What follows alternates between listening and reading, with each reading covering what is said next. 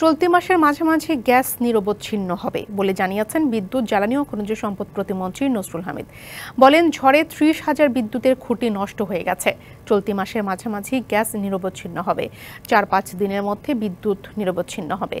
সচিবালয়ে বাজেটোত্তর সংবাদ সম্মেলনে বিদ্যুৎ, জ্বালানি ও খনিজ সম্পদ প্রতিমন্ত্রী নসরুল হামিদ আরও বলেন, গত অর্থবছরে বিদ্যুৎ বিভাগ ১০১% কাজ সম্পন্ন করেছে। এই অর্থবছরে মূল কাজ হবে নিরবচ্ছিন্ন বিদ্যুৎ সরবরাহ এবং জ্বালানি সাশ্রয় করা।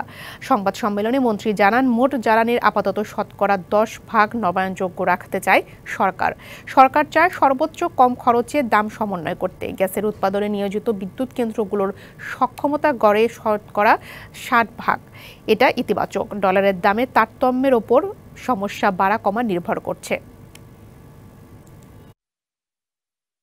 আগামীতে ১০, ১৫, ১৬ তারিখের দিকে আমরা আশাবাদী যে গ্যাস নিরবিচ্ছিন্ন হয়ে যাবে। আগামী ৩ থেকে ৪ দিনের মধ্যে আমাদের বিদ্যুৎও অনেকটা আগের থেকে ভালো হবে। এই ঝড়ের কারণে প্রায় ৩০,০০০ পোল নষ্ট হয়ে গেছে। লাইনগুলো আবার ঠিক করতে হয় এবং এরকম জায়গা দেখা গেছে অতিবৃষ্টির কারণে, এই যে বন্যার কারণে সিলেট অঞ্চলে অধিকাংশ সাবস্টেশনগুলো পানির নিচে চলে যাচ্ছে। নগদের কাছে সব গ্রাহকই প্রিয়, তাই তো সারা দেশে ক্যাশ আউট চার্জ সবচেয়ে কম।